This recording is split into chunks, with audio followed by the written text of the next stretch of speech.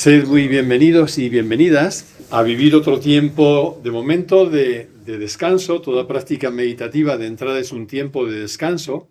En esta tarde de lluvia y donde parece que todo el clima invita también al recogimiento, vamos a vivir un tiempo de descanso. Y vamos a enfocar la práctica esta tarde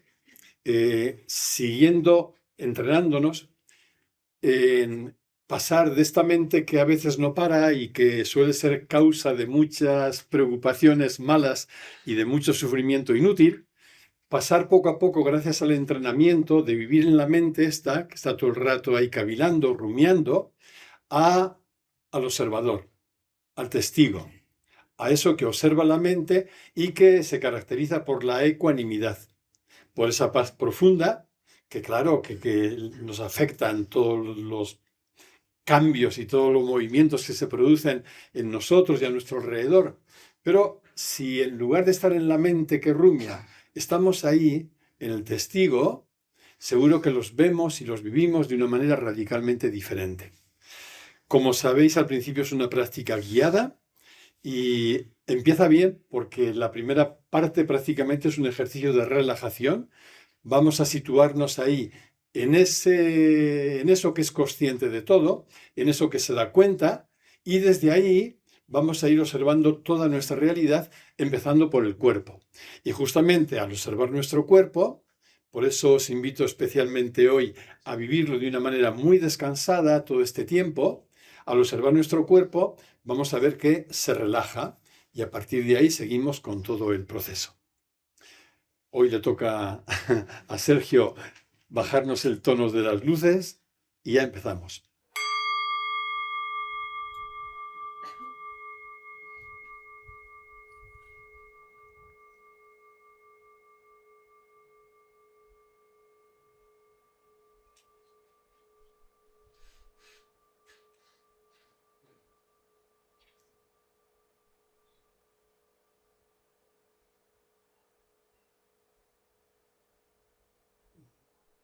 Como siempre, recordándote que es un tiempo de descanso, no hay nada que conseguir, nada por lo que preocuparse y mucho menos estresarse.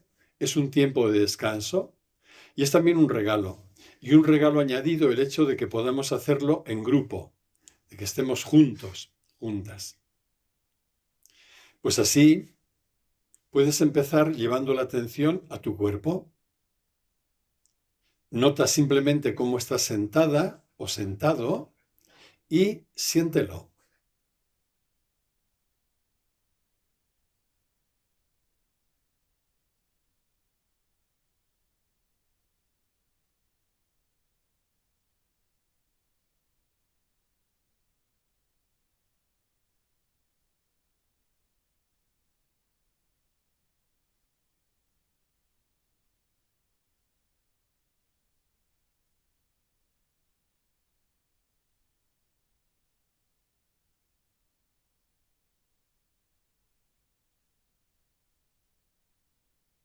Dentro de tu cuerpo puedes llevar la atención ahora a la respiración.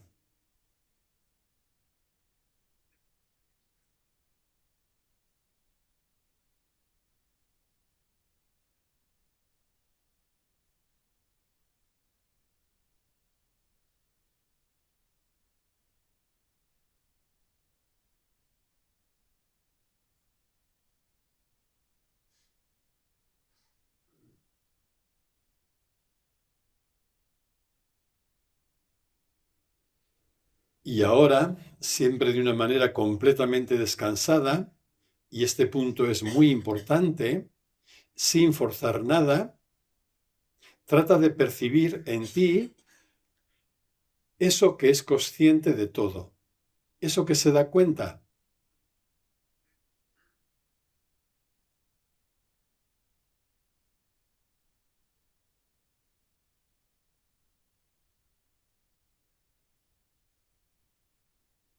Y en la medida que hoy te es posible, sitúate ahí, en ese centro de atención, en eso que observa y que no puede ser observado. en eso que es consciente.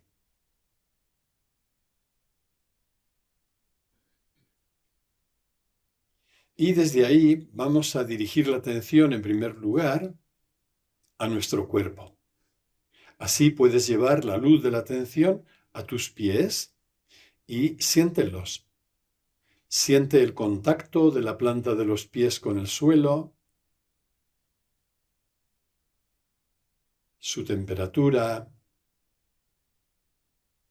algún roce. Siéntelos.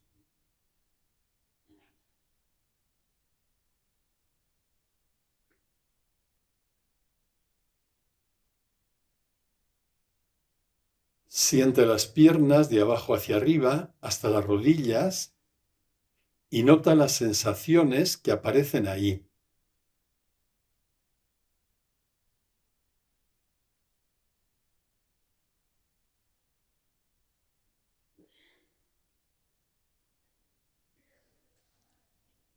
Siente los muslos.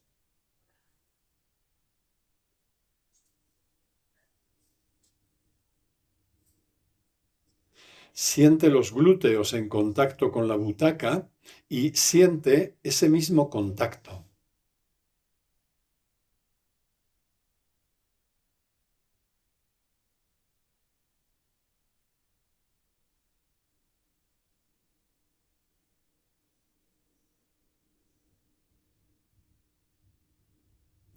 Lleva la atención ahora a la zona del vientre, en lo más profundo de tu cuerpo. Siente esa zona y a la vez que la sientes, permite que se pueda ablandar.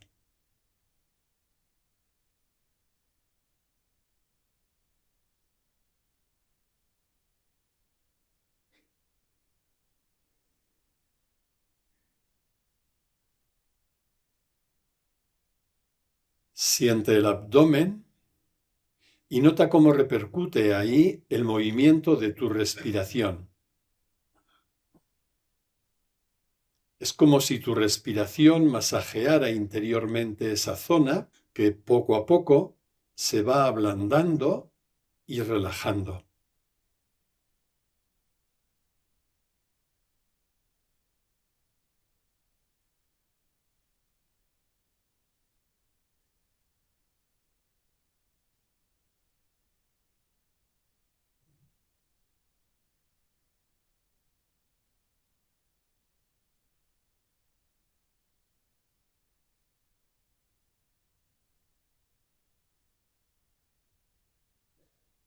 Siente el tórax y nota cómo al sentirlo, toda la zona de tu pecho se expande.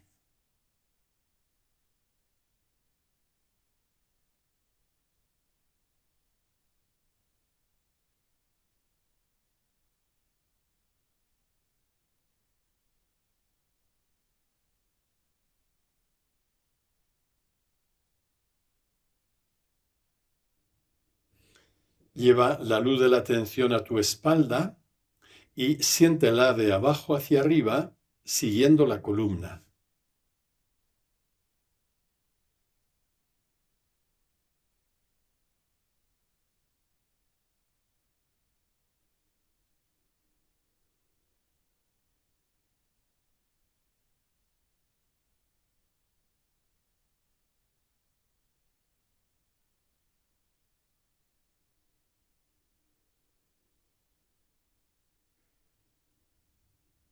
Siente los hombros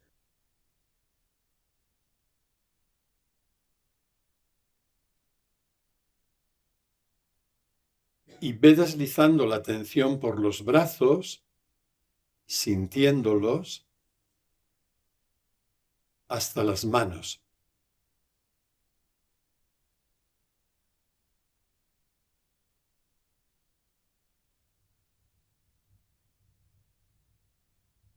Siente el cuello, la cabeza y al sentirla, acércate a su interior. Si notas en ella alguna tensión, alguna preocupación o simplemente un pensamiento que da vueltas, permite que todo eso se pueda soltar. De modo que tu cabeza quede por dentro suelta, blanda, relajada.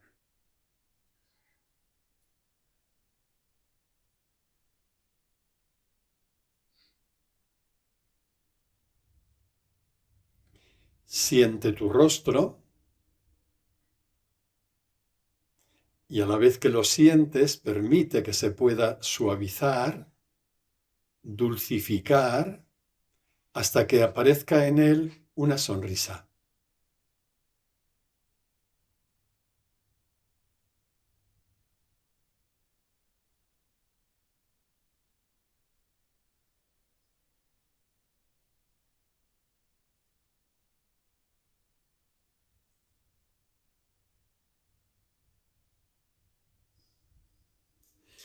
Y siente todo tu cuerpo como un todo, formando una unidad.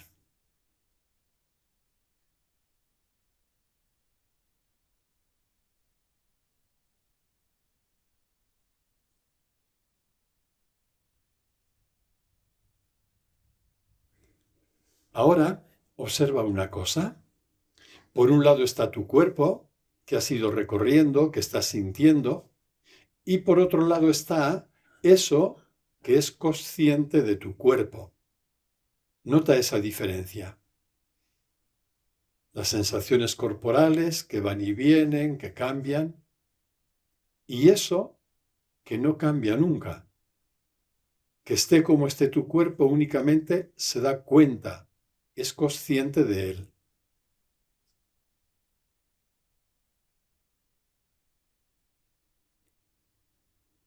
Mientras se mantiene viva la atención, podrás advertir que tienes un cuerpo, sí, pero que tú no eres tu cuerpo.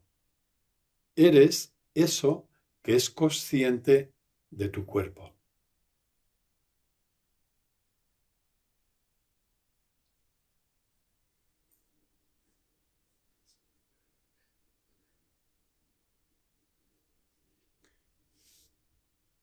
En este segundo momento puedes dirigir la luz de la atención a tu mente.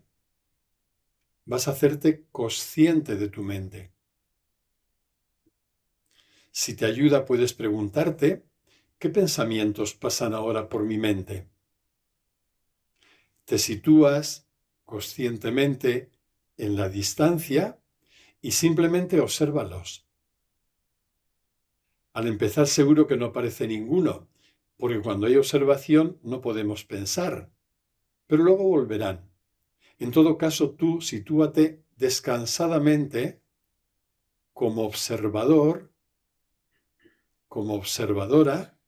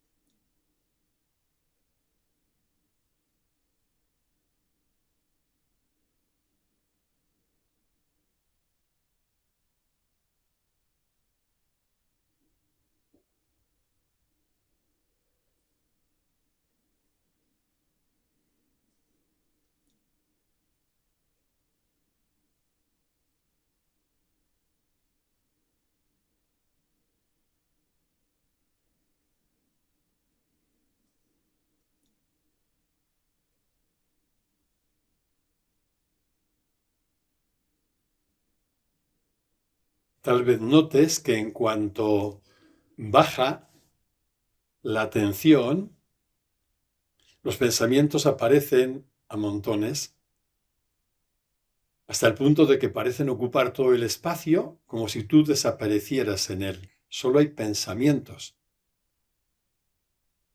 Sin embargo, cuando vuelve la atención porque te sitúas en el observador, te das cuenta sí de que hay pensamientos que son involuntarios, son automáticos,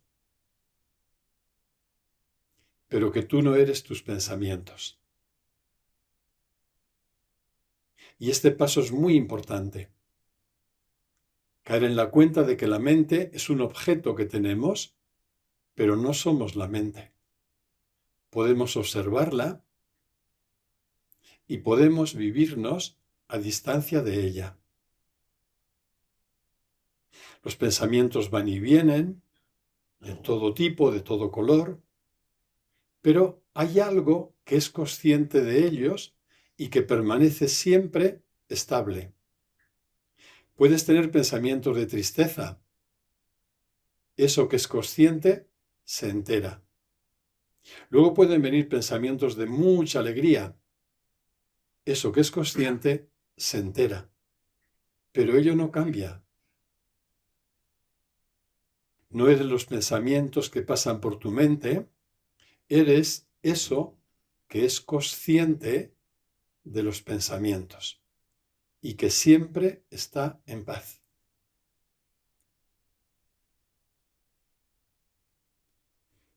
Y puedes dirigir finalmente la atención a tus sentimientos. Si te ayuda, puedes preguntarte, ¿cuál es ahora mi estado de ánimo? ¿Qué sentimientos se mueven en mi interior? Y también aquí simplemente obsérvalos. No tienes que modificarlos ni cambiarlos, no tienes que hacer nada. Solo obsérvalos. Si te ayuda a ponerles nombre para mantener mejor la observación, eso puedes hacerlo.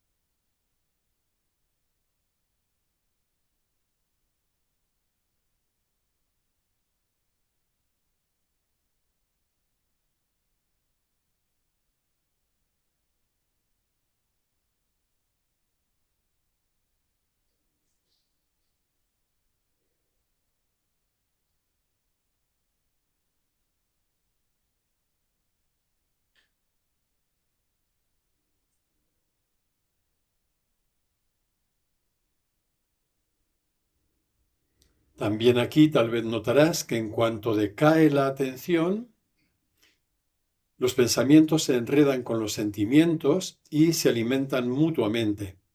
Y ahí sí pueden formar una red, una madeja, que también parece ocuparlo todo y donde tú terminas perdiéndote.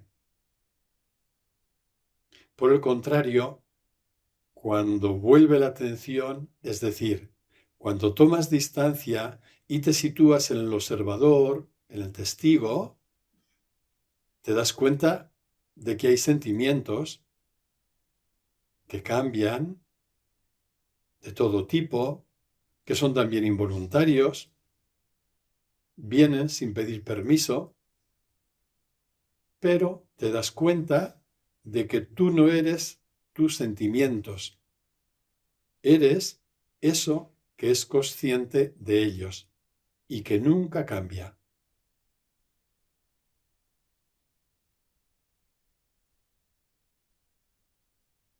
Pues bien, ahora aparcamos voluntariamente las sensaciones corporales, los pensamientos y los sentimientos y vamos a regalarnos un tiempo para simplemente permanecer en eso que es consciente. Esto sí que no lo podemos pensar. no lo podemos observar, mucho menos atrapar. Solo podemos percibirlo. Y lo podemos percibir porque es lo que somos. Ábrete en la medida que hoy te sea posible y sitúate voluntariamente en eso que se da cuenta. Y permanece ahí. Cuantas menos cosas pienses y menos hagas, tanto mejor. Ahí permanecemos ahora durante unos minutos.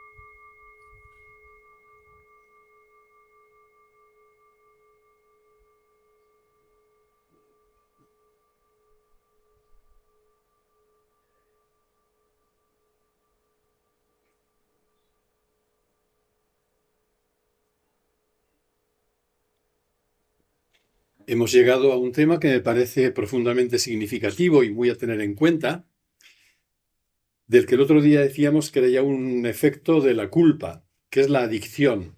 En realidad nos hacemos adictos a todo aquello que repetimos. Nos haga objetivamente bien o no nos haga nada bien, pero si uno repite un funcionamiento, termina siendo adicto a él, ¿no? Por ejemplo, el caso típico es el victimismo. Cuando una persona se instala en la queja, se hace adicta al victimismo. Y no solo eso, sino que sentirse víctima le otorga como una personalidad, incluso como una identidad que fortalece al yo.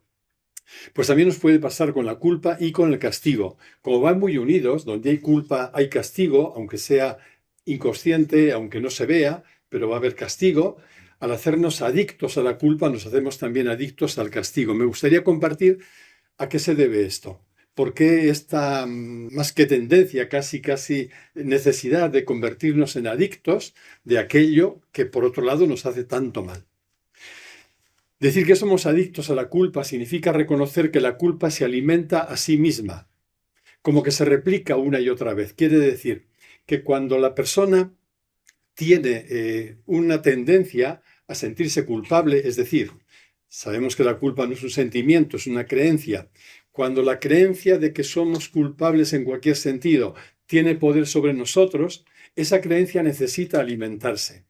Y haremos cosas para sentirnos culpables. No sé si esto os suena a lo que hace el adicto cuando su cerebro reclama una dosis de aquello o de la adicción a la que está adherido, ¿no? Es como que buscaremos cualquier cosa que alimente la creencia de que somos culpables. Esto explica que una vez aprendida la creencia, en este caso en la culpa, se convierte en un patrón de pensamiento y en un patrón de conducta, y todo puede quedar teñido bajo su color. Esta es la clave de toda adicción. Al final, ¿una adicción qué es? Una adicción es una repetición de algo que obedece a un patrón.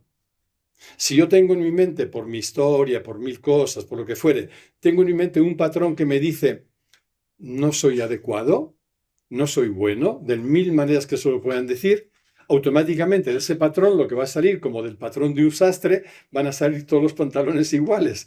Por este patrón mental lo que va a salir es sentimientos de culpa, todos también del mismo color. Es decir, cuando tenemos un patrón, sea de la culpa, de la queja, de lo que fuere, el patrón siempre encontrará, y si no encuentra, inventará un motivo para sostener aquella creencia o aquel sentimiento que estás teniendo. Yo, si tengo el patrón incorporado de culpabilidad, no puedo no generar pensamientos y comportamientos que refuercen ese patrón, porque él mismo me los da. Ese es el motivo, ¿no? Entonces, a partir de aquellas experiencias tempranas de las que hemos hablado aquí, la persona ha podido quedar programada para verse y vivirse desde la culpa. Sin darse cuenta, porque las primeras experiencias, sobre todo si son muy tempranas, no había allí en mente que las registrara, son totalmente inconscientes, pero aquel mensaje quedó grabado. Decíamos aquí, por resumirlo en una frase, el mensaje de que yo no soy como debería ser. Cuando aquello quedó grabado, es como que mi cerebro también quedó programado para seguir funcionando en esa misma línea, es decir, alimentando aquellos pensamientos y aquellos sentimientos, en definitiva, para verme desde ese prisma y para vivirme también en función de aquella creencia, en este caso estamos hablando de ella, de culpabilidad. Es decir, la adicción supone, como toda adicción, que la persona es manejada literalmente por un programa previamente instalado. Pensad en la adicción que queráis, siempre estará un programa que tendrá sus explicaciones, tendrá su componente inconsciente también, pero un programa al que nos hemos adherido e incluso algo en nuestro inconsciente nos dice que eso es bueno y por eso lo seguimos manteniendo, ¿no? En algunos casos es muy potente, en otros más disimulado, pero igualmente bien. Por tanto, cuando estamos muy pillados por una adicción, voy a ceñirme concretamente a la culpa, es muy difícil que me pueda ver desde otro lugar. Este es un tema de las adicciones. Si yo tengo una tendencia a verme y vivirme desde la culpa, cuando alguien me invite a verme desde otro lugar, desde la inocencia, por ejemplo, que es la otra cara de la culpa, no lo entenderé. No es que no quiera vivirme ahí, es que me parecerá no solo imposible, sino ininteligible. No podré entenderlo porque choca de bruces con el programa que tengo instalado. Eso explica que nos hemos hecho adictos a la culpa. Somos adictos a la culpa. Pero claro, hacernos adictos a una creencia tan dañina, objetivamente tan dañina, eso es tremendo. Al ser adictos, nuestro propio cerebro nos exigirá la dosis correspondiente de culpa en nuestra vida cotidiana. El cerebro siempre exige aquello, sustancia, dosis de aquella sustancia a la que somos adictos. Da igual que sea el alcohol, el tabaco, una droga de las llamadas ilegales, o da igual que sea la queja, el victimismo o la culpa. Pero como hay un programa, como me he hecho adicto, en este caso a la culpa, cuando pasa un tiempo que parece que me he liberado, qué descanso, ya no siento el peso de la culpa, mi cerebro dirá, estoy necesitando una dosis. El mismo cerebro. ¿Y por qué hace eso el cerebro? Porque está rigiéndose por el programa en él instalado, ¿no? Eso es así. Entonces, la culpabilidad, en definitiva, no es nada más que una programación mental que se alimenta a sí misma.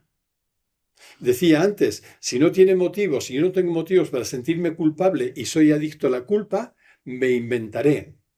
Igual que el victimista o el sufridor, cuando no tiene motivos objetivos para sufrir, se los inventa. En mi pueblo hay un dicho que me hacía mucha gracia cuando yo lo escuchaba, que dice, el que quiere sufrir, de una cerilla hace una cruz. Eso es inventarse el sufrimiento, ¿no? Cualquier cosa es buena para que alimente esa programación que estás teniendo ahí. Y, por ejemplo, en concreto, la culpa es alimentada por el remordimiento y por los escrúpulos. Qué palabra fuerte esta de remorder, ¿no? Ya morder ya es duro, pero remorder, el remordimiento es eso que no te puede dejar en paz porque te está carcomiendo por dentro.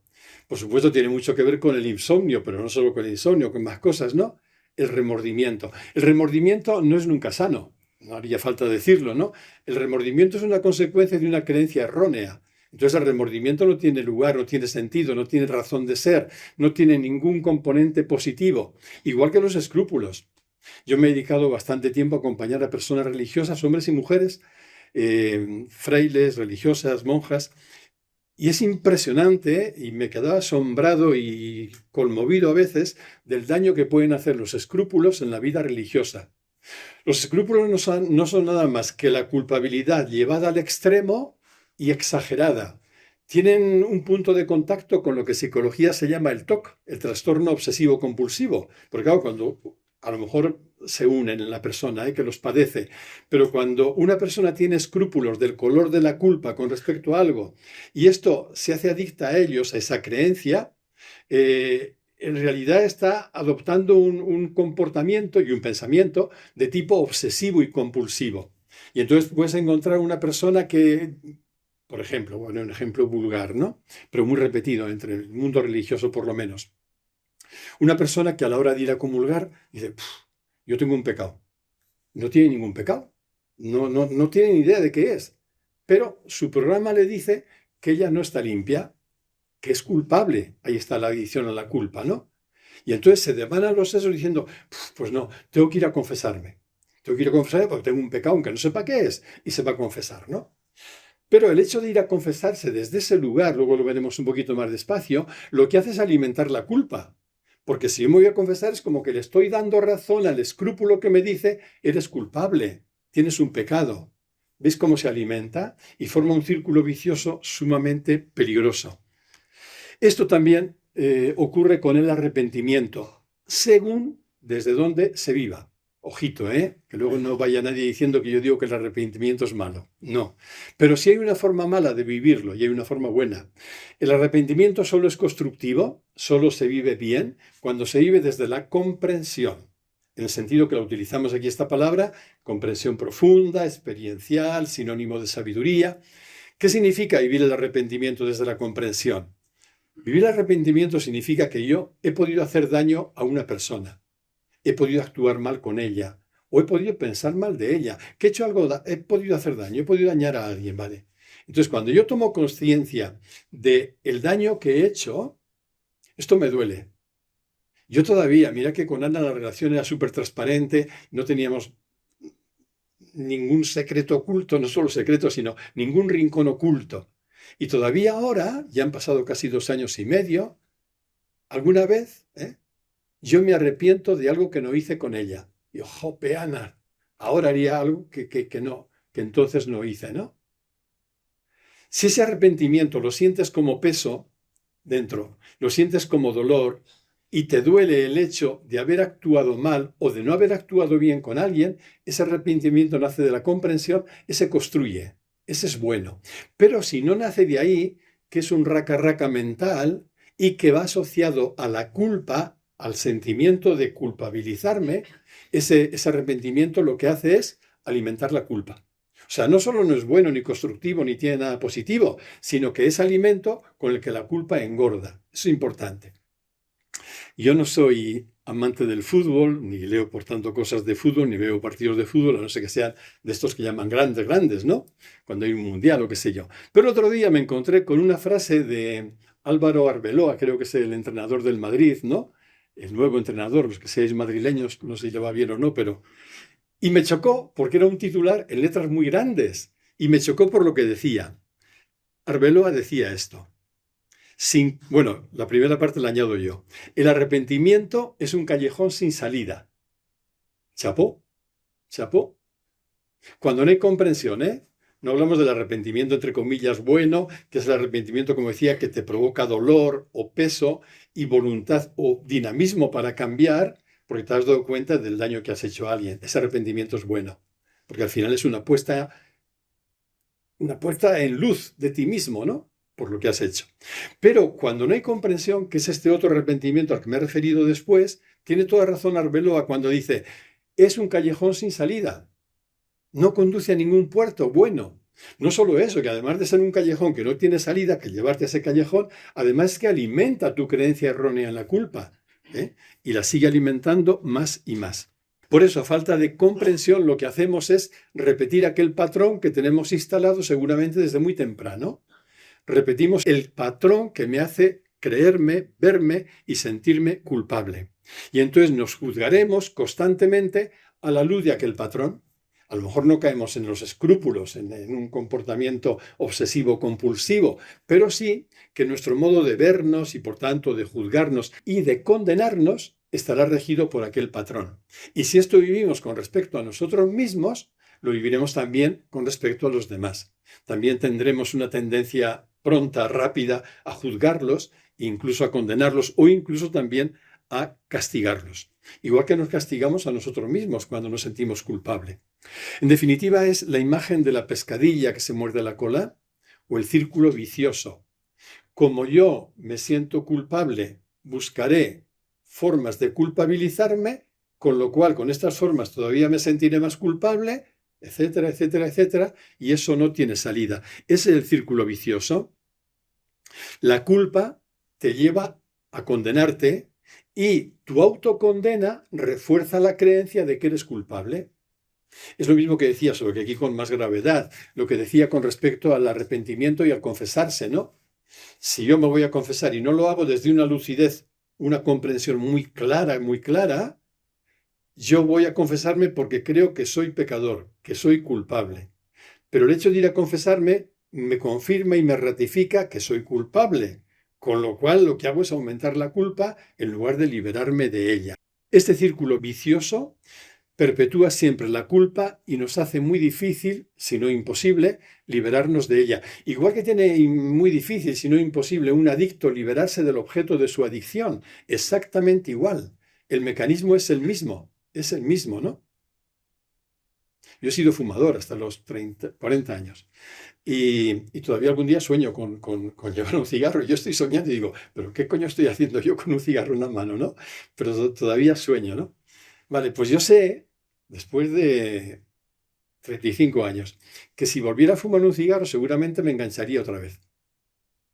Esto es como que ese círculo vicioso hace que se alimente aquello a lo que somos o incluso hemos sido adictos también. El juicio y la condena hacia uno mismo y hacia los otros hace que aquel esquema culpabilizador se siga manteniendo. Claro, si yo actúo como una persona culpabilizada, ¿en qué noto que me culpabilizo? En que me juzgo, en que me trato mal, en que me saboteo, en que me reprocho, no desde la comprensión, me reprocho malamente, y en que a su vez vivo el juicio, el reproche, la condena y el castigo hacia los demás. Si eso hago, significa que estoy alimentando la culpa. O sea, significa que me estoy dejando llevar por ese patrón culpabilizador que está buscando formas de alimentarse para crecer, ¿no? Es verdad que al proyectar la culpa en los otros, uno puede experimentar cierto alivio, porque es como que me descargara, pero es un falso alivio. Es no solo falso, sino nocivo para uno mismo porque me engaño y también para los demás porque pagan las consecuencias, ¿no? Querer culpabilizar al otro es como responsabilizar a los demás de algo que yo no asumo de manera responsable. Entonces, de todo aquello que yo no quiera asumir, de todo aquello que yo no quiera poner nombre y decir, yo aquí me he equivocado, yo soy responsable de este daño que he hecho, el mecanismo que nos pondrá nuestro inconsciente enseguida a la mano es la proyección. Proyectar al otro y culpabilizar al otro, ¿no? Y, por tanto, también juzgarlo, condenarlo y todo lo demás. Y así seguimos robusteciendo nuestro infantilismo e inmadurez. Todo lo que tiene que ver con la proyección y en concreto la proyección de la culpa revela pues mucho infantilismo, ¿no? Mucho narcisismo, mucha inmadurez. ¿Por qué? Porque hay una ausencia de una madurez responsable que se hace cargo de los propios errores, de las propias faltas. Entonces, como no hay madurez que me permite hacerme cargo de estos errores míos, lo que hago es proyectarlos. Por eso revela mi narcisismo, mi infantilismo y también mi inmadurez. Y todo ello, todo lo que vengo nombrando, la proyección, el juicio, la condena, el lamento, incluso la queja, el victimismo, todo esto, si os dais cuenta, nos está manteniendo siempre en el pasado. Nos está manteniendo en aquella creencia y la estamos alimentando. Siempre que nos movemos en este conjunto de elementos que orbitan alrededor de la culpa, la proyección al otro, el juicio a mí mismo y a los demás, la condena a mí mismo y a los demás, el castigo a mí mismo y a los demás, el lamento, la queja, el victimismo, siempre que estamos ahí, estamos, conscientemente o no, alimentando la culpa. Ahí es donde la culpa encuentra su alimento para perpetuarse.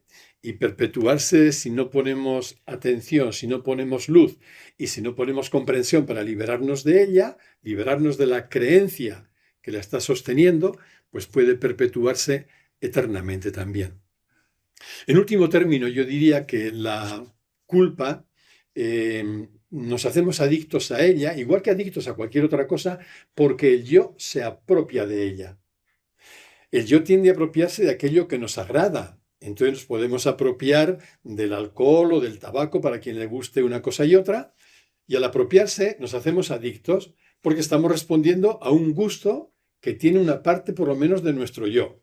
Por lo menos no lo hemos clarificado y siente un cierto gusto en ello. Pero también esto se puede aplicar para lo que no es, entre comillas, agradable para el yo, como es el victimismo, la queja, el lamento y la culpa. Se puede aplicar igual porque para alguna parte de nuestro yo eso también es positivo, por los motivos que fuera, aunque solo sea por el motivo de responder a aquel patrón que tenemos grabado desde tiempo atrás. El yo ha hecho su programa de aquel patrón y entonces lo que tiene que hacer es sostenerlo todo el rato. Dicen los neurocientíficos que al cerebro no le importa nada que seamos felices. No le importa nada que nos vayan las cosas bien. Por eso a veces nos juega tan malas pasadas. Al cerebro solo le preocupa nuestra supervivencia. Y entonces le preocupa la supervivencia y cómo entiende él que vamos a sobrevivir, manteniendo los patrones mentales que él mismo ha generado. Entonces, por eso al cerebro le cuesta tanto cambiar de patrón, le cuesta tanto cambiar de creencias, incluso se pone muy nervioso, muy alterado. Cuando alguien cuestiona mis creencias, el cerebro salta, ¿no? Enseguida, ¿Por qué? Porque lo que busca es que yo sobreviva y busca protegerme en la lectura que él hace de lo que puede ser malo para mí, que llamamos dolor. El cerebro está programado para eso. Entonces, nos lleva a callejones sin salida con mucha frecuencia. Como decía al principio, el yo, nuestro yo, utiliza el sufrimiento, la queja, el victimismo y también la culpa para construirse una segunda personalidad. Algunas veces os he comentado, he conocido personas y chicos jóvenes que, bueno, pues han tenido carencias más o menos serias en la infancia y no se han podido sentir especiales en nada. Entonces, cuando encuentran un material que les hace sentirse muy especiales, por ejemplo, pues muy culpables, muy victimistas, muy víctimas, perdón, muy víctimas de algo, han encontrado algo en lo que destacar, ¿no? A esto se aferran también, y esto está también en el origen de nuestra adicción a la culpa. Es decir, un yo que sufre, un yo que se queja, se lamenta o se culpabiliza, aunque sea completamente falso, más aún, aunque sea completamente dañino, es un yo que se siente muy vivo, muy vivo. Sentirse vivo significa otra cosa que le encanta a nuestro cerebro y a nuestra mente, significa cargarse de razón. Yo me cargo de razón. Qué malo soy, y me lo puedo repetir un montón de veces, aunque no sea verbalmente, lógicamente, pero me lo puedo estar repitiendo porque eso me produce una sensación de estar muy vivo, de estar, ¿no? Que es lo que busca también el yo, por otra parte. Hasta ese punto llega la adicción, aunque sea inconsciente, ¿eh? La adicción a la culpa llega hasta ahí. Y por eso es normal que la adicción a la culpa desemboque en el victimismo, y el victimismo a su vez constituya el pretexto más eficaz para no sentirnos responsables de nuestros actos. Sobre todo cuando nos damos cuenta de que algo no hemos hecho bien, de que nos hemos equivocado o más todavía, que hemos hecho daño a alguien, yo puedo refugiarme en el victimismo, en qué mal estoy, qué mal lo he, qué mal la vida conmigo, etcétera, etcétera, para no hacerme responsable del daño que objetivamente he hecho a otra persona. Y eso también puede explicar mucho. Por tanto, como no me hago responsable, tampoco me veo instado a cambiar y podré pasarme la vida sin ningún cambio, porque es que ni me abro a la posibilidad de cambiar porque niego la mayor, niego mi parte de responsabilidad ahí. Entonces, lo que nos ocurre con mucha frecuencia es que nos resulta más cómodo culpar a los demás o culpar a la vida, ¿no? De lo que nos hace sentir mal, de nuestros males, de lo que nos va mal, etc. Nos resulta más cómodo culpar a los demás y a la vida de lo que nos va mal que hacernos responsables y ver eso a qué me compromete. Porque claro, si yo me hago responsable de algo, no es solo de palabra, no es para decir, me hago responsable de esto que he cometido, de esto que he hecho, no. Me hago responsable y en consecuencia, esa responsabilidad, que es una respuesta a lo que ha pasado, esa respuesta a lo que ha pasado, a mí, ¿a qué me compromete? ¿A qué me mueve? ¿Qué he de hacer? Y por lo menos, he de hacer dos cosas, ¿no? O tres. La primera es aceptar lo que he hecho, aceptarlo y mirarlo de frente. La segunda es poner luz ahí y preguntarme, ¿y por qué he hecho eso yo? No porque sea malo, ojito, no para, por otro lado, por otro rincón, alimentar la culpa. No porque sea malo, ¿no? Sino ¿por qué lo he hecho? Poner luz ahí.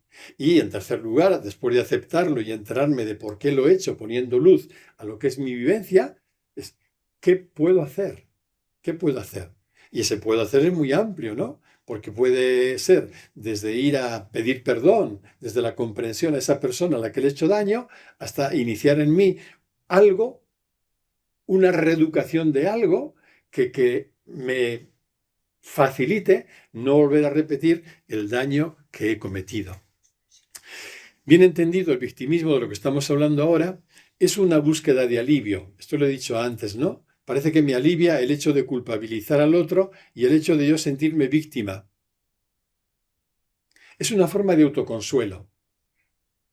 También he comentado alguna vez que cuando un niño sufre y no recibe una presencia amorosa de parte de nadie, nadie que lo consuele, el niño tiende como hacen los bebés de monos en los experimentos, a acurrucarse sobre sí mismo y a intentar consolarse.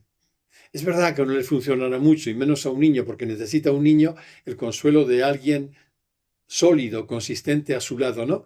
Pero ese movimiento es instintivo, es un mecanismo de defensa. Entonces el victimismo es una búsqueda de alivio, de autoconsuelo. Pero no solo eso.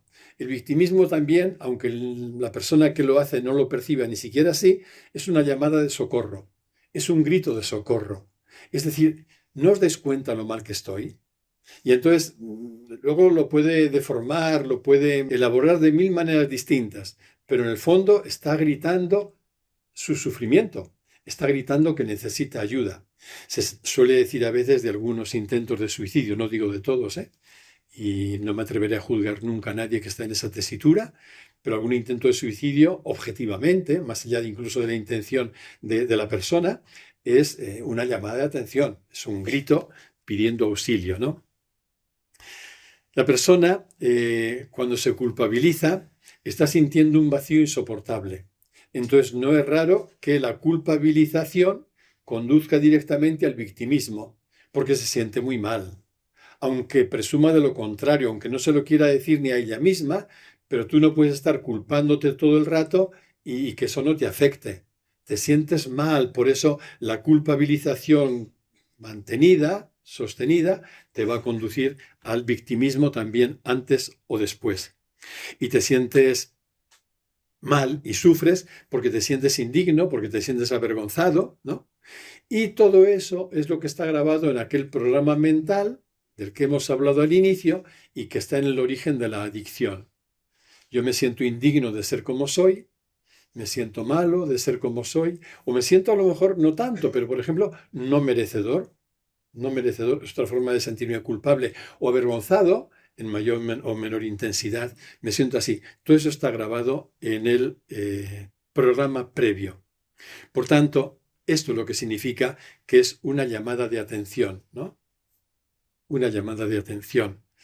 Y una llamada de atención a nuestro posible programa instalado es darnos cuenta de que hay una historia en mí que explica aquel programa.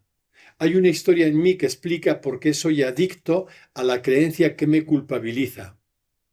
En definitiva, esa creencia, la culpa, estará muy unida a algún vacío afectivo que yo experimenté en mi infancia y probablemente temprana, seguro. Pero si somos honestos y queremos empezar a vivirnos como personas adultas, haremos un pasito más. Porque si no damos este paso, nos quedaremos en la queja y nos quedaremos en el victimismo.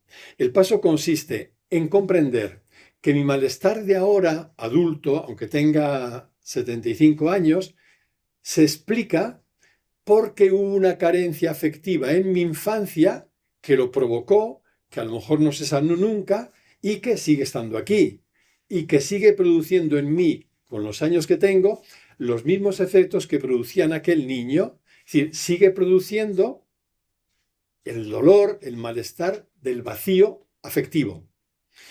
Esto lo explica, pero no lo justifica, porque si yo me quedo diciendo que estoy mal y que siento un vacío y que siento lo que fuere, por aquello que me pasó, nunca saldré. Nunca saldré y no solo no saldré, sino que estoy manteniéndome en una actitud infantil, infantiloide total, porque estoy justificando mi presente por lo que ocurrió en el pasado. No, el pasado explica nuestro presente, pero nunca lo justifica. Esto es importante, ¿eh? Tan importante que aquí está la clave para vivirnos como personas adultas o no. ¿Qué quiere decir que no lo justifica? Quiere decir que si hoy siento vacío, yo, con mis años, este vacío no es vacío de la madre o el padre que no tuve o que no supieron estar, es vacío de mí mismo. Y esto sí que está a mi mano, el revertirlo. Hoy el vacío que una persona adulta siente no es el vacío del niño. Aquel vacío explica por qué hoy lo siento yo. Pero el vacío que siento hoy no es aquel, no es aquel, es un vacío de mí mismo. Cuando una persona toma conciencia de esto y se da cuenta de que lo que a mí me hace daño, la soledad que me resulta insoportable, la angustia, todas las consecuencias que conlleva el vacío. Cuando me doy cuenta de eso, de que ese vacío no se justifica por aquello que me ocurrió, sino que en realidad lo que me está diciendo y gritando ese vacío es que estoy lejos de mí, que estoy vacío de mí, ¡buah! Esto moviliza mucho. Realmente si hay una actitud positiva, ¿no? Moviliza, dinamiza y compromete, porque digo, me voy a hacer cargo de mi propio vacío y entonces voy a poner los medios. Esto se ve mucho en el acompañamiento psicológico o terapéutico, ¿no? Es normal. Y yo el primero que pasé por esa etapa también, cuando empecé cuando yo empecé a recibir ayuda psicológica. Lo que yo quería era sentirme bien. No quería más lío, solo sentirme bien, ¿no? O volver a lo bien que estaba antes de que me pasara la crisis, ¿no? Solo quería eso. Y no tenía tampoco ninguna motivación para yo hacerme cargo de mi persona. Yo todavía me quedaba muy grande, me quedaba muy lejos. Entonces es normal que haya una etapa en la que esto se iba así. Pero luego al ir avanzando, tiene que emerger antes o después, ojalá sea antes, tiene que emerger un sentimiento de responsabilidad para con uno mismo, con la propia vida. Y entonces ya no solo buscas tu bienestar, tu estar bien, lo que buscas es encontrarte con la persona que tú eres, encontrarte con tu verdad. Y encontrarte con tu verdad significa también hacerme cargo de todo lo que en mí, por supuesto de lo que va bien, pero también de lo que no va bien. Y ver qué puedo hacer yo de una manera adulta con eso que es fuente de sufrimiento para mí. Esto es importante. Cuando la persona logra hacer esto, te das cuenta cómo cambia por completo el modo como busca ayuda. Ya no va como un niño diciéndole al psicólogo, al terapeuta, oye, por favor, libérame de esto que no puedo más con ello. Así puede ir la primera sesión, las primeras sesiones, sino que va diciendo, tengo un problema y quiero que me ayudes a hacerme cargo de él. Y hacerme cargo del vacío del que estamos hablando aquí, hacerme cargo del vacío significa empezar a vivirme, con ayuda si es necesario, con lo que fuere, pero vivirme de tal manera que hoy yo sea para mí mismo una presencia amorosa. Que yo desarrolle la autoaceptación, que antes el autoconocimiento, que desarrolle el amor a mí mismo. Y seguramente tendré que desarrollar también lo que hemos practicado aquí tantas veces, el amor a mi niño o niña interior. Rescatar a aquel niño que ese que realmente padeció y sigue padeciendo el vacío, el niño que hay en mí, el niño herido, rescatarlo gracias al amor que hoy le puedo dar yo, gracias a hacerme cargo de él. Y aquí tenemos todos, todas, mucho también que trabajar, ¿no? Donde hay adicción a la culpa, decía al principio también, habrá siempre adicción al castigo, a uno mismo y a los demás. Porque nuestro inconsciente, como he repetido otras veces, busca el equilibrio y donde hay culpa y castigo. Porque mi inconsciente exige que esta culpa reciba el castigo que corresponde para lograr quedar en una situación equilibrada el propio inconsciente. Pero es bueno ver, aunque esto no justifique, pero lo explica, que quien culpabiliza o quien castiga, en algún momento se sintió culpabilizado o castigado. Esto es bueno, ¿eh? Quiero decir, es bueno saberlo. Repito, no para justificarme, decir, bueno, yo como me hicieron aquello, ahora yo puedo hacer o hago. No, no, no, no. Yo comprendo. Yo me pregunto, ¿por qué hay en mí una tendencia a culpabilizar fácilmente a los otros y a mí mismo? ¿Por qué hay una tendencia a castigarlos? Pregúntate, ¿yo no me sentí culpabilizado alguna vez, repetidamente? ¿No me sentí castigado, de alguna manera que fuere? La respuesta es que sí, con todo, ¿no? La creencia en el castigo con frecuencia se traduce en la voluntad de hacer daño. O sea, ¿por qué castigo yo al otro? Lo castigo porque no lo quiero como es, para empezar. Lo castigo porque quiero que sea como yo pienso que tiene que ser, ¿no? Y encima le digo, te castigo por tu bien. Te castigo para tu bien, ¿no? De castigo como... Seguramente esos mensajes que están en la raíz del castigo al otro y a uno mismo son mensajes que también aprendimos siendo niños. También seguramente alguien nos dijo, te castigo por tu propio bien. No sería raro que eso hubiera sido así. Es decir, más allá de la intención que la persona tenga, quien castiga lo que busca es que la persona se sienta mal y de ese modo poder cambiarla. Por eso la persona incluso se puede autojustificar, la persona castigadora, y decir, vale, yo sé que esto puede hacerte daño, o a lo mejor te estoy tratando mal, pero es que vas a mejorar así gracias a ello, ¿no? Aunque sea un castigo aparentemente trivial, que puede ser una mala cara, un mal gesto que le hacemos a nuestra compañera o compañero, a quien está a nuestro lado, a la pareja, a quien fuere, y de pronto lo miro mal. A lo mejor se te olvida, no le haces más caso, pero analízalo si te interesa, pon un poco de luz en ese mal mirar a la persona y pregúntate de dónde nace, por qué nace, qué buscas con ello, qué historia tiene en ti. A lo mejor te sorprende las respuestas que encuentras, ¿no? Pronto yo miro mal y digo, uff, aquí estoy reproduciendo yo un patrón que tengo grabado. Estoy queriendo hacer que esa persona se sienta mal con la mirada, ¿no? Estoy queriendo que cambie para que me satisfaga a mí como yo espero que sea. ¿Qué estoy esperando? Da para mucho, ¿eh? Para analizarse mucho, mucho. Para liberarse de la adicción, toda adicción podemos en principio liberarnos de ella, aunque sigamos, entre comillas, si se entiende bien la palabra, siendo adictos toda la vida, porque quede ahí el programa todavía esté, pero podemos liberarnos de ejercerla, por decir así, en la práctica. Necesitaremos un programa. Toda adicción requiere rehabilitación y cuanto mejor es el programa de rehabilitación, pues más garantía tiene de liberarnos de la adicción. En concreto, el programa de rehabilitación referido a la culpa implica trabajarlo en los 3 niveles: el cognitivo, el afectivo y el operativo. Es decir, cognitivo significa ir desmenuzando y disolviendo la creencia que es errónea siempre y que aprendí de chiquito: no eres como debes ser, eres inadecuado. El afectivo, que significa crecer en el cuidado de mí mismo, en amarme a mí mismo, porque el amor me va a liberar de hacerme daño y el amor a mí mismo va a favorecer el amor a los demás, con lo cual también me liberará de buscar hacerles daño. Y en la parte operativa. En la parte operativa quiere decir que en mi vida cotidiana, en mi día a día, si antes tenía tendencia de ¡pum!, lanzarme enseguida a juzgar, a condenar, a culpabilizar o a castigar al otro, ver cómo voy reeducando en mis comportamientos referido al otro o referido a mí mismo también. Y esto es lo que nos va a posibilitar crecer en amor hacia uno mismo y crecer en comprensión, porque de esto se trata. Es decir, empezamos a comprender la existencia cuando encontramos belleza, incluso en lugares que antes nos eran totalmente sombríos, y ver que aun en medio de aquello había mucha confusión, podía haber desconcierto, había mucho sufrimiento, pero sobre todo había muchísima ignorancia. Pero en todo sigue habiendo belleza. Belleza porque la ignorancia la oculta, la opaca, pero no la vence, no puede contra ella, ¿no? Y esto nos permite también ir ajustando nuestra imagen y pasar de aquella imagen culpabilizada a otra imagen que tiene que ver con la belleza, la hermosura de lo que somos.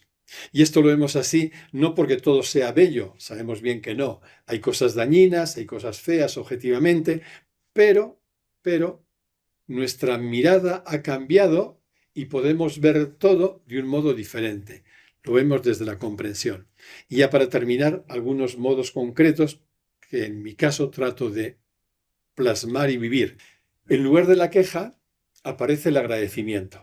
Son como programas muy concretos. Al final todos se reducen a lo mismo, ¿no? Pero por explicitarlos un poquito más. Cuando nos empezamos a vivir desde la comprensión, que significa todo este cuidado que nos va liberando de la adicción o la culpa, a nivel cognitivo, afectivo y operativo, en lugar de la tendencia a la queja, lo que empieza a brotar es el agradecimiento. Eso tiene una lectura inversa. La lectura inversa quiere decir, si tú entrenas el agradecimiento, tu queja disminuirá, pero notablemente. En lugar de la vergüenza, el juego. El juego. Generalmente cuando estamos avergonzados, pues no queremos ni jugar, ni salir con nosotros, estamos retraídos, ¿no? Yo recuerdo de niño, cuando estaba en grupos de los que había sufrido bullying, me sentía avergonzado y en definitiva, además yo me culpabilizaba de algo, de aquello, del bullying que recibía. Lo último que quería era jugar. En todo caso iba a jugar con un amigo, con 2 amigos, pero ir a jugar así a lo abierto, ¿por qué? Porque predomina la vergüenza. Cuando hacemos ese trabajo, en lugar de la vergüenza aparece juego. En lugar de la ira, que es una forma también potente de castigarnos y de castigar, aparece suavidad, suavidad, dulzura, si queréis, ¿no? Y hacer la lectura inversa. Si yo entreno mi capacidad de suavidad, de dulzura, mi ira, mis formas airadas, también disminuirán. En lugar de reproche, aparece la escucha. El reproche es cargarme de razón, creer que yo tengo la razón e imponerme, incluso invadir y colonizar al otro, ¿no? y además de malas maneras. La escucha significa todo lo contrario, asumir una actitud mucho más receptiva, de apertura, de acogida y en definitiva de amor. Dicen algunos neurocientíficos que todos los humanos tenemos una parte masculina y una parte femenina.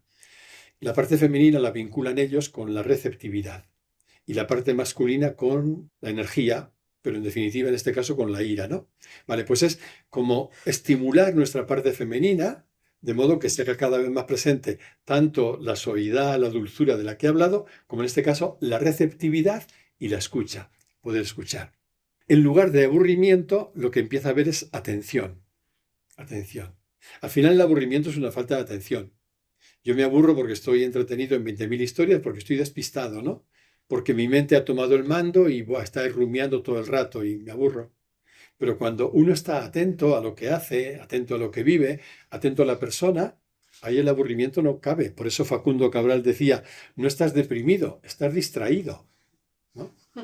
No estás aburrido, con todo el respeto a personas que padecen depresión, que no todas caben en ese dicho de Cabral, pero en este otro sí, no estás aburrido, estás distraído. En lugar de crítica, lo que surge es amabilidad, amabilidad. Y a la inversa, si yo voy cultivando mi amabilidad en el día a día, mi forma de ver a la gente, mi forma de tratarla, mi forma de hablarle, mi nivel de crítica injusta, por decir así, también decaerá.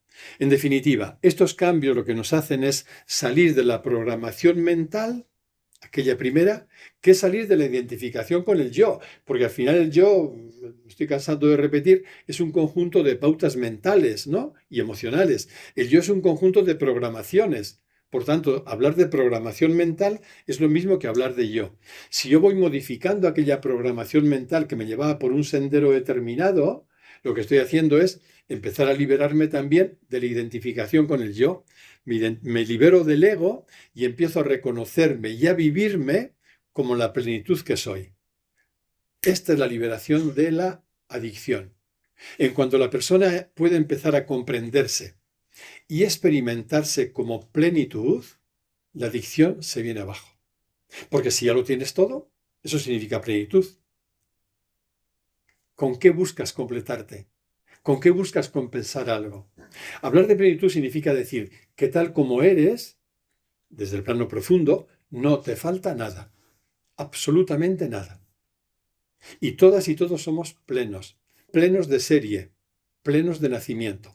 Es verdad que esa es una dimensión nuestra y que la otra dimensión somos totalmente vulnerables y carenciados. La dimensión de la personita, del personaje, del yo. Claro que sí. Y lo tenemos que cuidar, gestionar. Pero en nuestra identidad, que es lo que cuenta, en la dimensión profunda, ahí no te falta nada. No nos falta nada. ¿Qué quiere decir entonces cuando nos vivimos con tanta ansiedad, con tanta sensación de carencia y tanta malestar y tanta adicción? Que hemos desconectado de nuestra profundidad. Hemos desconectado de nuestro fondo, siempre benéfico, siempre sabio, siempre pleno y completo, y nos hemos ido a la superficie, entonces estamos en puro oleaje, donde todo es carencia y sufrimiento. El camino no es pelear con el oleaje, habrá que hacer el trabajo psicológico ahí. El camino es reconectar con la profundidad, con nuestra identidad, con aquello que somos. La práctica meditativa quiere ser un entrenamiento para reconectar con ello. Pero me gustaría, aunque solo fuera que esta tarde nos quedáramos con esta afirmación, ¿no? En lo que eres no te falta nada, absolutamente nada. Y si crees que te falta algo, que es lo que tu mente te va a decir, además una mente con tantos años de rodaje, si crees que te falta algo, le puedes decir a tu mente que está haciendo una lectura equivocada, se está equivocando. Por tanto, desenmascarada la culpa, lo que brilla es la inocencia que somos. Decir que no nos falta nada es otra forma de decir que somos pura inocencia, plena inocencia. Lo cual no quiere decir que no hagamos tonterías, que no hagamos daño y que no metamos la pata. Eso es cierto, pero eso no sale de la culpa, no sale de la maldad, sale de la ignorancia. En lo que somos es pura inocencia. ¿Sabéis qué bien se duerme cuando uno se va a la cama sabiendo que es pura inocencia? Aunque se diga, he metido la pata hoy 24 veces, he hecho daño a fulano, mengano y fulanita, he hecho daño, algo tendré que hacer con eso. Pero nada de eso, y esto no es justificación, nada de eso niega que soy inocencia. Pura inocencia. Alguna vez os he contado que en mi pueblo había una mujer que se llamaba Paz y que tenía un mal genio y que su marido pues lo pasaba bastante mal con ella. Y entonces, cuando le preguntaban al marido con bastante mala uva, porque ya conocíamos en el pueblo la vida de cada cual, que cómo le iba, y dice, en mi casa siempre hay paz. Lo cual no negaba nada, no contaba nada, ¿no? No desenmascaraba nada. Pues había otra mujer incluso llamada Inocencia. No creéis que lo tengo de broma, es cierto. Inocencia. Aquella mujer decía, yo duermo a lo ancho, porque soy totalmente inocente. Pues es inocencia plena. Eso significa que hemos salido de la mente, de sus mensajes repetitivos, aprendidos y erróneos, equivocados, y estamos ya en otro lugar. Pero esto es importante, ¿eh? Claro, cuando conectamos con lo que somos, tenemos que tomar distancia de la mente y dejamos de creernos los mensajes que nos han machacado probablemente durante mucho tiempo. Pero la buena noticia es que esos mensajes son aprendidos y todo lo que se aprende se puede desaprender. Y como son mensajes erróneos, en concreto el mensaje culpabilizador, estamos trabajando este curso aquí, cómo poder desaprenderlo, cómo liberarnos de aquella creencia errónea que me ha hecho sentir culpabilizado. Pues bien, el camino es cuidar todo lo que nos sea posible, sí, el amor a uno mismo, etcétera, todo lo que he venido hablando, pero en el fondo, cuidar la conexión con lo que somos en profundidad, cuidar la conexión con nuestra identidad, cuidar la conexión con ese fondo pacífico, quieto, sabio, benéfico que nos constituye y que es un fondo siempre, siempre de paz. Eso no significa que no tengamos dolores, que no tengamos alteraciones de todo tipo, que no haya mucho oleaje. Todo eso habrá, pero ojalá no dure demasiado porque estamos en el fondo donde todo es quietud. Todo es quietud. Y aunque solo fuera un par de minutos a la mañana, a la tarde, para hacer una respiración profunda y abrirte a ese fondo, hasta aquí. Nuestro próximo encuentro será dentro de 15 días, el 18 de febrero, y seguiremos hablando de cómo liberarnos de la culpa. Tenemos algún minuto ahora para compartir preguntas si tenéis. Levantéis la mano, veo al final uno, ahí va Rebeca, hasta el fondo, en la última. Buenas tardes, Enrique. Muy buenas. Muchas gracias por la charla. Centrándome en la última parte, ¿Sí? has dicho lugar de la culpa, comprensión. Yo me centro en la vida real, en el día de hoy, y cuando hablo con personas, yo siempre trato de echar la culpa si me digo, esto no me gusta cómo está el sistema actual, ¿no? Entonces yo ahí, desde el punto de vista, estoy culpabilizando. Si yo me quedo en la comprensión mía, ¿qué hago yo para mejorar la situación actual? Es decir, yo en el foro que me muevo, en los foros que me muevo, normalmente cuando opino, me dicen, ¿qué dices? Y yo me culpabilizo de cómo está. Entonces yo pienso que algo tengo que hacer. Entonces, claro, si yo me comprendo a mí mismo, estoy en mi comprensión, ¿en qué mejoro la situación actual? Es decir, me parece idílico, a mí me parece un poco idílico porque yo en la vida real, pues cuando salgo de aquí, me cuesta realmente sentirme bien. Porque si yo, sí, me quedo yo muy bien, trato de comprenderme a mí mismo, qué grado positivo estoy transmitiendo en el mundo en que vivo, ¿no? Es lo que a mí me lleva a vivir, a estar. Sí. Entonces yo ahí tengo, no sé si dudas, o no sé ni pautas ni estrategias para poder mejorar en algo, ¿no? Porque dice, no, esto depende de cada uno. Pues, si depende de cada uno, yo me comprendo a mí mismo y me siento bien, ¿en qué estoy yo positivizando algo en esta vida real, ¿no? Que es a mí lo que me interesa. Recuérdame tu nombre, por favor. José Mari, muchas gracias. José Mari, varias cosas. No sé si hay un lío de pautas o no, pero yo veo varias cosas. Sí. La primera es que si yo me siento mal, por ejemplo, cómo está el mundo, por las injusticias que veo, y alimento ese malestar con mensajes del color yo soy culpable, evidentemente estoy alimentando la culpa. Eso está claro, ¿no? Eso sería Sí, sí. evidente. Ahí sí. En segundo lugar, cuando hablamos de comprensión, José Mari, no nos referimos a una comprensión mental. Entender por qué me gusta, no me gusta, qué hago, qué no hago. No, esta es una necesidad de entender todo de otro modo. Cuando hablamos de comprensión, cuando yo hablo de comprensión, me refiero a la comprensión de lo que eres, de lo que somos, más allá de nuestra persona. La comprensión siempre remite, como la sabiduría, a lo que es nuestra identidad. Entonces yo, cuando hablo de comprender, no me refiero a comprender cómo está el mundo, ese es otro nivel que también hay que hablarlo, pero cuando lo hablo aquí no me refiero a eso. Me refiero a comprender lo que yo soy, porque el comprender lo que soy me sitúa. Y entonces ya no me identifico con lo que mi mente me dice, ya no me identifico con los patrones mentales y emocionales que se mueven en mí, ya no me identifico con mis propósitos y mis ideas, no me identifico con nada de eso, aunque todo eso tendré que volver sobre ello para ver cómo lo gestiono, porque vivo en la comprensión de que lo que soy, lo que somos, tú, todos, es plenitud.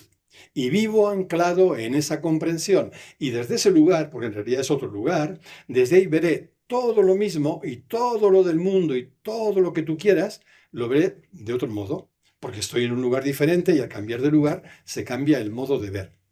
Dicho esto, como estamos en un mundo que, como tú bien dices, se caracteriza por la carencia, por el límite, la persona individual, y también es verdad que estamos rodeados y dentro y fuera por carencias, dolores, problemas de todo tipo, injusticias objetivas, todo eso es verdad. ¿Quiere decir que cuando yo no arreglo todo eso, ya soy malo? No. Eso sería culpabilizarme y sería mantener aquella creencia errónea. Eso significa que yo soy un ser limitado. Entonces, si yo me estoy exigiendo algo que mis límites no me permiten hacer, me estoy culpabilizando, porque estoy tomándome por lo que no soy, ¿no? Otra cosa distinta es cuando yo puedo ver honestamente, limpiamente, de que en mí hay un movimiento a hacer algo, por ejemplo, ayudar a alguien, y yo ese movimiento lo reprimo, no quiero verlo porque puede mi egoísmo, para decir así, puede mi propio interés egoísta, y entonces no lo hago. Eso, si lo vivo bien, lo veremos en su momento, si vienes ese día cuando hablemos de la diferencia entre culpabilidad y responsabilidad, a lo mejor es la mejor respuesta para todo lo que has planteado. Si yo lo vivo bien, lo viviré como un dolor de decir, no estoy siendo honesto conmigo, no estoy siendo coherente ni fiel a mí mismo, porque no estoy haciendo el bien que siento que puedo hacer. Y no soy bueno con los demás porque no estoy respondiendo a este movimiento a ayudar a los demás, ¿no? Y esa responsabilidad me provocará dolor, me provocará un peso dentro y es de esperar que me provoque una transformación. Pero ese mismo hecho lo puedo vivir desde la culpabilidad. Y entonces de la culpabilidad irá, joder, yo es que ya no tengo arreglo, porque mira que no hago nada, no muevo un dedo por este mundo, no puedo hacer. Ahí me lío, me confundo, sufriré y estoy alimentando la culpa.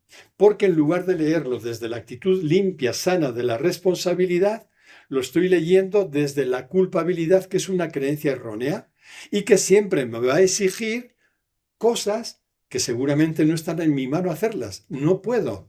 Entonces, una parte de la comprensión también global de lo que soy implica comprender, entender mis límites, aceptarlos y aceptar que no soy omnipotente.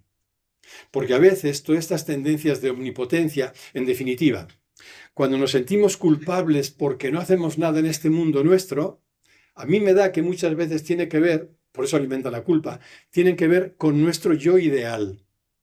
Con un yo ideal que le encantaría, por ser omnipotente, que le encantaría no tener que reprocharse nada, no tener que fallar en nada, y entonces eso es un peligro, porque estoy alimentando un falso yo también, ¿no? La verdad siempre va de la mano de la humildad. De hecho, la verdad, o la humildad significa caminar en verdad, ¿no? Va de la mano de la humildad y la humildad significa reconocer que soy plenitud, que somos plenitud y eso está a salvo siempre, pero que al mismo tiempo soy tan carente, tan necesitado, que casi no puedo nada. Y esto, repito, no para justificarme, sino para entenderme y poder responder a lo que sí puedo. para no meter todo en el mismo saco. En fin, José Mari, no sé si te he aclarado algo, pero... Hola. Hola. A ver, mira, has hablado que el sentimiento de culpa lleva aparejado, bueno, en general, ¿no? Porque has hablado a nivel Bien delante el micro de ti para que te oigamos. que lleva como un castigo, ¿no? Sí. Entonces, ¿cómo nos castigamos, por ejemplo? ¿Qué te refieres con eso? Si el sentimiento de culpa lleva... Ah, ¿eso es una pregunta? Ah, bueno, pues la pregunta me lo pones fácil. Me la pones fácil. La pregunta es, ¿cómo te castigas tú? ¿Eh? No, ¿cómo te castigas tú en concreto? Seguro que lo sabes. Pues, por eso te lo pregunto, no sabría decirlo. Ah, pues mira, ahí tienes una pregunta interesante quizá, ¿eh? Ver el modo, ¿cómo te castigas tú? O si quieres también, ¿cómo te saboteas? ¿Cómo te boicoteas en tu vida? Nos saboteamos con muchísima frecuencia y de mil maneras, ¿no? Pero por decir algo que es casi un tópico, ¿no? Nos castigamos a veces con un estado de ánimo bajo, con un sentimiento de tristeza, con un tono depresivo. Nos podemos castigar también, ya, y esto es un poco más serio, con algún problema, más que problema, con alguna actitud relacional que no es sana, ¿no? Y nos boicoteamos las relaciones interpersonales, nos las complicamos, ahí me estoy saboteando sin darme cuenta porque me siento culpable de algo. Y nos podemos castigar también a través, desarrollando algún tipo de enfermedad, sea el que sea. Sin reducir todo a ese único factor emocional, pero con mucha frecuencia las enfermedades tienen un componente y el que algunos genes también se desplieguen en nosotros, podemos tener genes que nos conducen a una enfermedad, pero que no se desplieguen en toda la vida, que no se activen. Sin embargo, una forma de castigarnos hace que esos genes se activen y provoquen una enfermedad, provoquen cualquier daño, ¿no? O sea que hay multitud de maneras de castigarnos, sí. Sí. Gracias. Nada. Pero lo importante sigue siendo, aquí hay una mano, lo importante sigue siendo descubrir yo cómo me castigo. ¿Cómo me castigo yo? Porque cuando lo descubra, le ponga nombre, podré poner luz y podré empezar a trabajar eso, ¿no? Para no hacerme daño. Hola. Hola.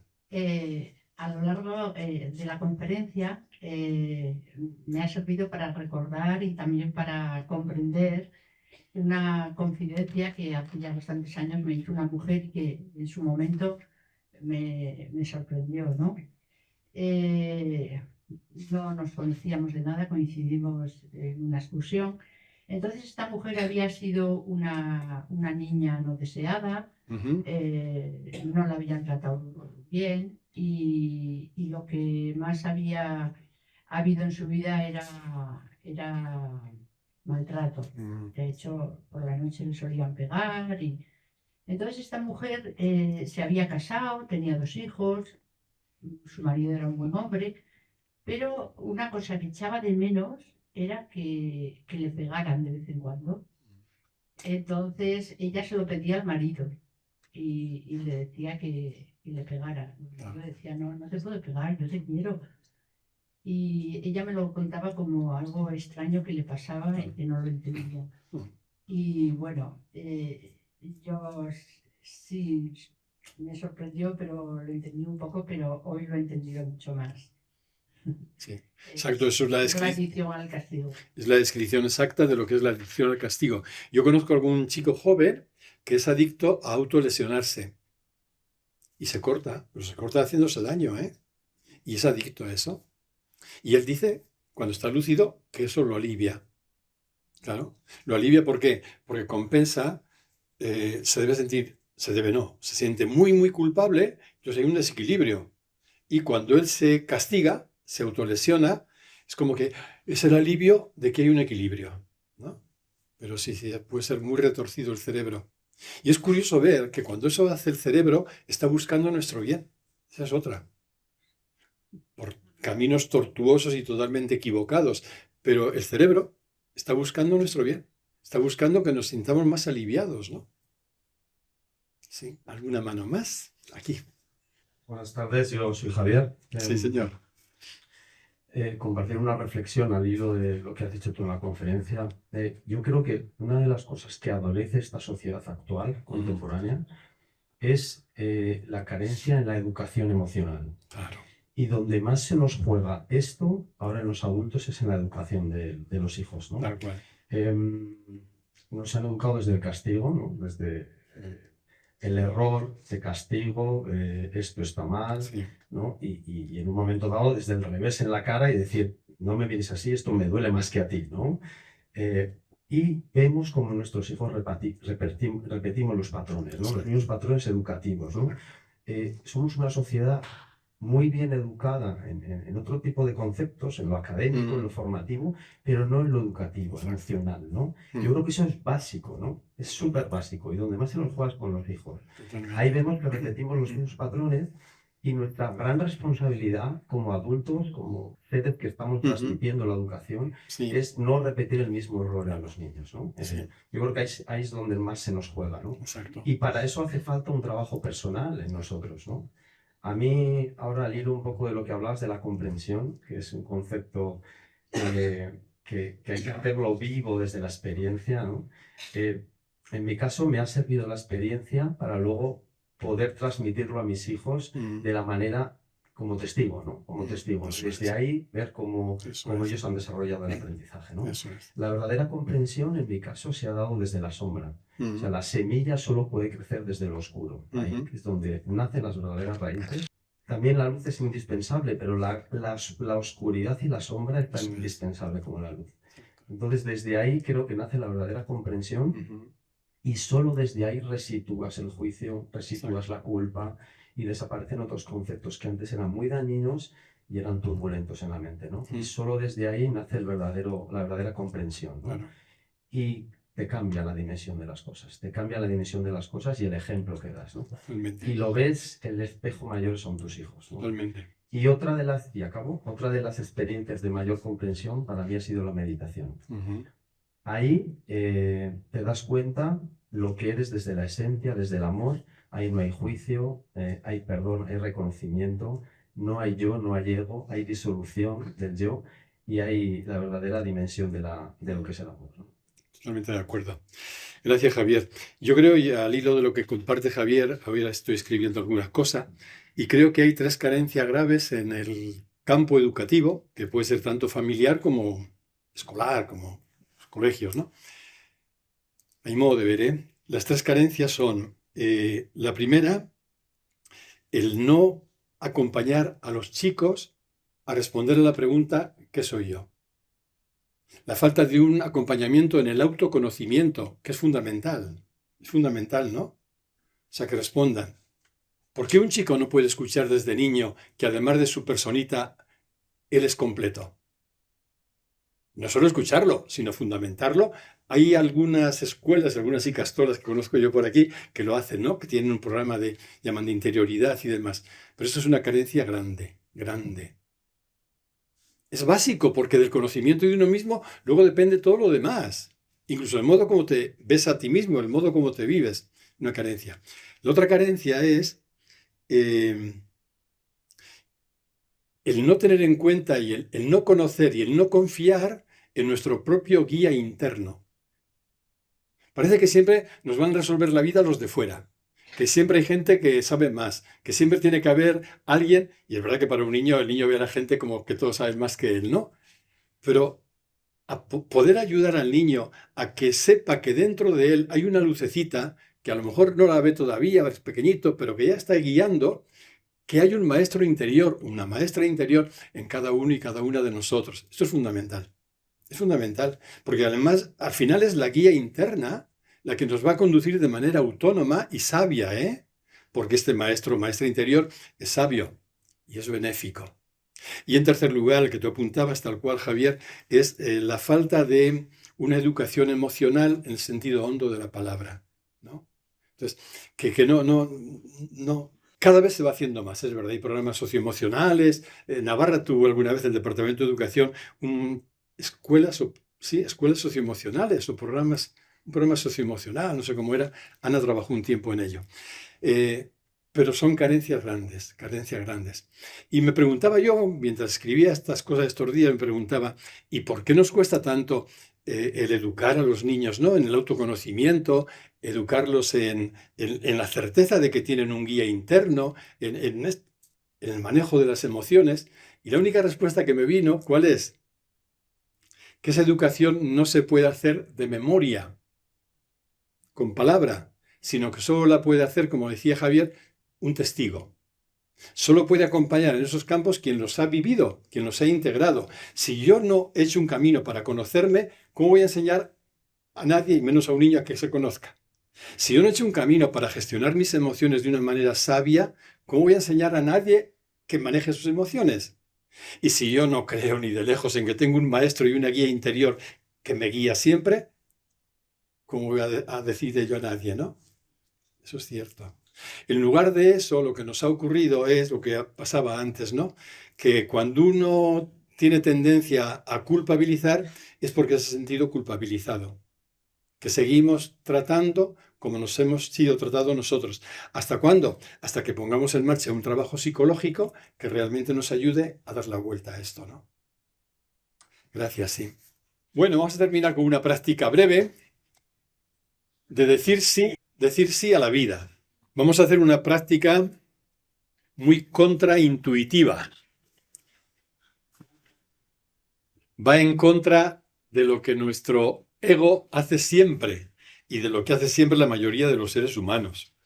Lo que hacemos la mayoría de los seres humanos en cuanto nos descuidamos, yo el primero, si estoy descuidado, es decir, si estoy desconectado de la plenitud que somos, lo que hacemos es enfadarnos, resistir, rechazar todo aquello que no responde a nuestras expectativas, a nuestros deseos, a lo que pensábamos que tenía que ser, ¿no?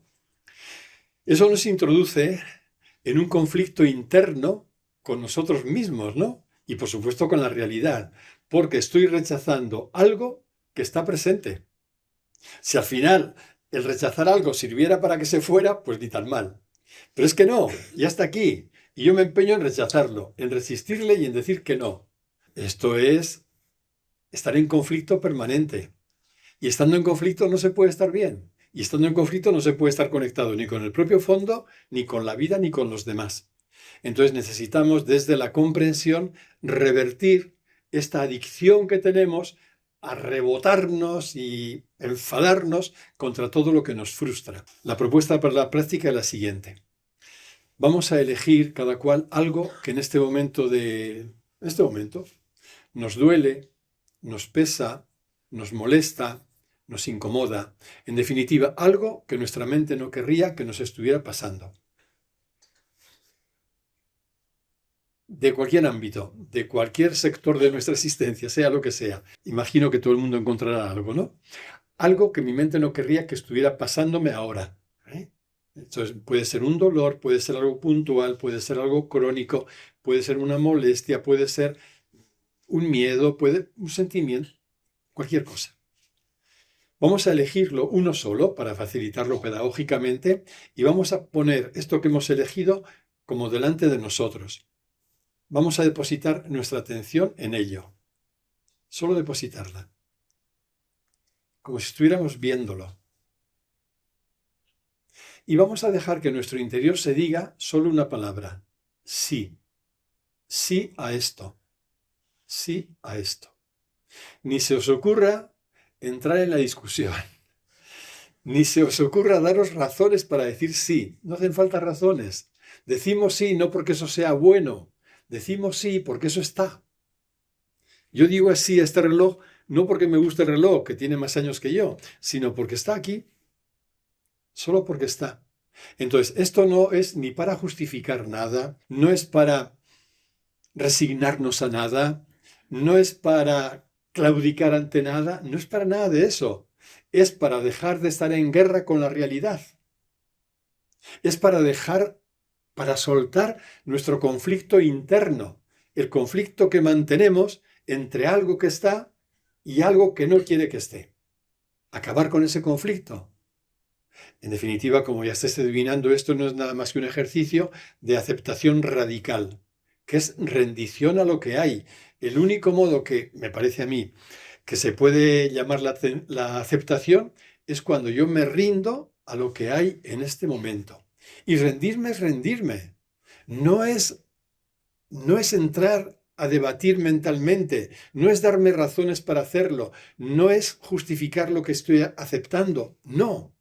Es rendirme a lo que en este momento hay, sin más añadidos.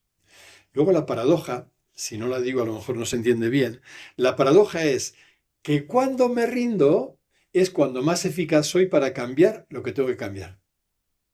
Eso, a la mente le parece una contradicción porque la mente no entiende de paradojas, pero es una paradoja preciosa y además que se puede experimentar.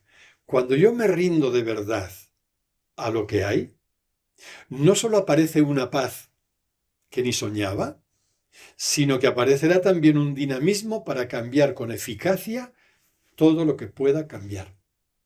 Lo que no pueda cambiar no lo cambiaré, pero lo que pueda cambiar se cambiará. Vamos pues a empezar. Entonces no tiene ninguna guía, solo es empezar si os ayuda a sentir el contacto, sentir vuestro cuerpo, sentir la respiración y luego elegir una cosa que en este momento te molesta, te duele, te incomoda, una sola cosa. Poner toda la atención en eso que has elegido y decir sí a esto. Sí a esto. Y si todo va bien, quizá experimentar cómo ese sí va ganando cada vez más hondura, más profundidad. Vamos a ello.